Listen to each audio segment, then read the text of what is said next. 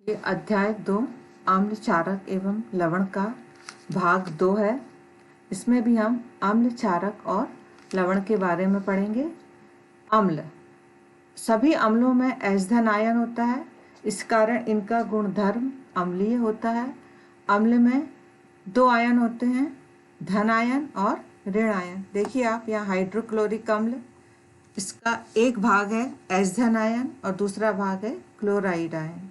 इस प्रकार आप देखिए नाइट्रिक अम्ल, एसिटिक अम्ल, सल्फ्यूरिक अम्ल, सभी में ये इनमें धन आयन H धन आयन है और ऋण आयन इस प्रकार है। तो इनकी विशेषता यह हो गई कि सभी अम्ल में H धन आयन अवश्य पाया जाता है।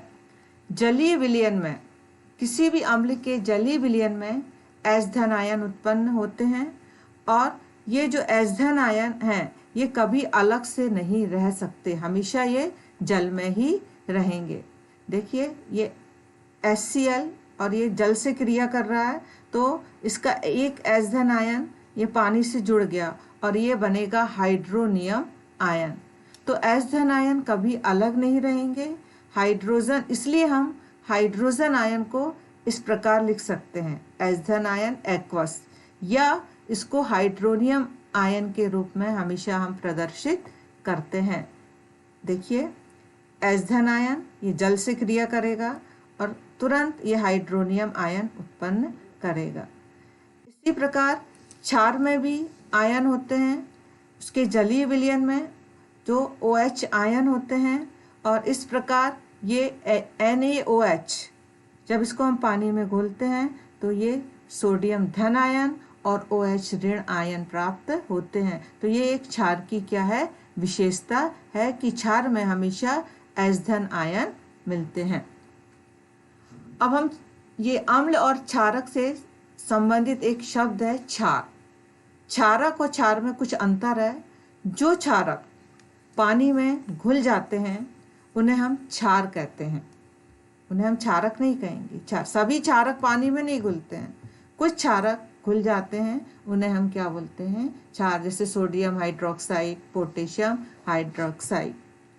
अब यहाँ पर सांद्र अम्ल और तनु अम्ल, ये 2 शब्दों का भी इस्तेमाल किया जाता है। सांद्र अम्ल भी हो सकता है, सांद्र क्षार भी हो सकता है। और तनु, सांद्र का अर्थ है जिसमें अम्ल और क्षार की मात्रा ज़्यादा हो और पानी कम हो, और जिसमें अम्ल और क्षार की मात्रा कम हो और पानी ज़्यादा हो तो वो कहलाता है तनु अम्ल। हम सांद्र को तनु में बदल सकते हैं और तनु को सांद्र में बदल सकते हैं। तो अम्ल या क्षारक का तनुकरण, मतलब सांद्र अम्ल को हमें तनु करना है। तनु का मतलब है उसमें हमें पानी की मात्रा ज़्यादा करनी है। तो हम जल में अम्ल या क्षार मिलाने पर उनके जो आयन हैं उनकी सांद्रता में कमी आ जाती है, इसे तनुकरण कहते हैं।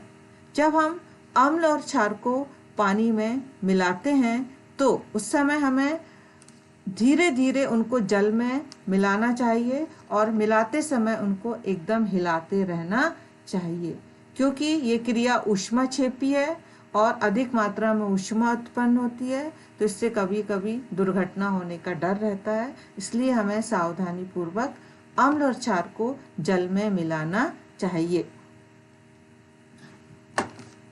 अब कौन से अम्ल प्रबल हैं और कौन से क्षार प्रबल हैं, तो हमें कैसे ज्ञात होगा। तो जो अम्ल के H धन आयन है और क्षार के OH आयन है, तो उनकी जो प्रबलता है वो उनकी संख्या पर निर्भर करती है, H धन आयन और OH ऋण आयन। तो अब हम कैसे ज्ञात करेंगे किस में OH आयन ज़्यादा है और किस में H धन आयन ज़्यादा है, कम है। तो इसके लिए एक सूचक काम में आता है, सार्वत्रिक सूचक। ये अनेक सूचकों का मिश्रण होता है और जो कि H धन आयन की विभिन्न सांद्रता को रंगों के द्वारा प्रदर्शित करता है। यहाँ पर ध्यान देना, H धन आयन की सांद्रता या तो कम होती है या ज़्यादा होती है। यहाँ पर OH ऋण आयन नहीं देखते हैं, केवल H धन आयन की सांद्रता हम देखेंगे। साथ में एक pH स्केल है, ये भी सार्वत्रिक सूचक का ही रूप है। इसमें स्केल में एस धन आयन की हम सांद्रता ज्ञात कर सकते हैं। इस स्केल में 0 से लेकर 14 तक निशान लगे हुए रहते हैं पीएच। इस प्रकार 0 से 7 के पहले तक ये यहाँ पर अम्लीय प्रकृति के गुण पाए जाते हैं और 7 के बाद इसमें क्षारीय प्रकृति के गुण उत्पन्न हो जाते हैं। जिसमें एस धन सबसे ज़्यादा होगा उसके पीएच वैल्यू कम होगी और जिसमें OH ऋण आयन जिसके ज़्यादा होंगे उसकी पीएच वैल्यू ज़्यादा होगी। देखिए आप यहाँ पर ये स्केल है 0 से लेकर 14, बीच में 7 उदासीन। जो भी पदार्थ उदासीन प्रकृति के होंगे वो यहाँ पर शो होंगे।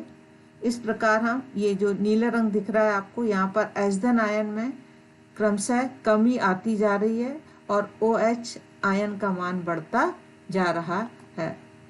किसी भी पीएच स्केल में हम देखते हैं कि यदि विलयन का मान 7 से कम है, 7 देखिए आप, ये 7 से कम है तो उसमें एस धन आयन अम्लीय प्रवृत्ति का होगा और पीएच का मान 7 से ज़्यादा है तो वो क्षारीय प्रवृत्ति का होगा और यदि पीएच 7 है तो वह उदासीन होगा। पीएच स्केल ये देखिए, यहाँ पर कुछ दैनिक जीवन में उपयोग आने वाले पदार्थों के नाम दिए हुए हैं। ये अम्लीय, यहाँ 7 में ये उदासीन और 7 के बाद इसमें क्षारीयता का गुण बढ़ता जाएगा। आप देखते हैं ना कि अम्लीय नीले लिटमस पत्र को लाल कर देता है और क्षारीय लाल लिटमस पत्र को नीला कर देता है। तो इस प्रकार हम इनके लिटमस पेपर पत्र के द्वारा इनकी हम जांच कर सकते हैं। तो ये जिसका ज़्यादा गहरा लाल रंग होगा वो अम्लीय प्रवृत्ति का, देखिए हाइड्रोक्लोरिक अम्ल प्रबल अम्ल है तो यहाँ पर ये शुरू में होगा। उसके बाद बैटरी, ये नींबू फल हैं, ये फलों के जूस, ये सब अम्लीय प्रकृति के हैं। इनकी वैल्यू देखिए आप, पीएच 7 से कम है। ये फल हैं और ये वर्षा का पानी, आपने कभी कभी सुना होगा अम्लीय वर्षा, तो इसकी पीएच वैल्यू भी 7 से कम है। और यदि शुद्ध पानी है नल का तो वो उदासीन होगा, नहीं तो उसमें अम्लीयता के गुण आ जाते हैं। दूध भी हल्का सा अम्लीय होता है। इस प्रकार ये देखिए, ये पदार्थ हैं दैनिक जीवन में। ये बेकिंग सोडा क्षारीय प्रवृत्ति का है, हैंड सोप, और इस प्रकार ये अमोनिया और ब्लीच पाउडर, ये सब क्षारीय प्रवृत्ति के हैं। ये सारे पदार्थ हमारे दैनिक जीवन में काम में आते हैं। इस प्रकार ये जो पीएच स्केल दिया हुआ है कलरफुल, इससे हम पदार्थों के अम्लीय और क्षारीय गुणों को नाप सकते हैं।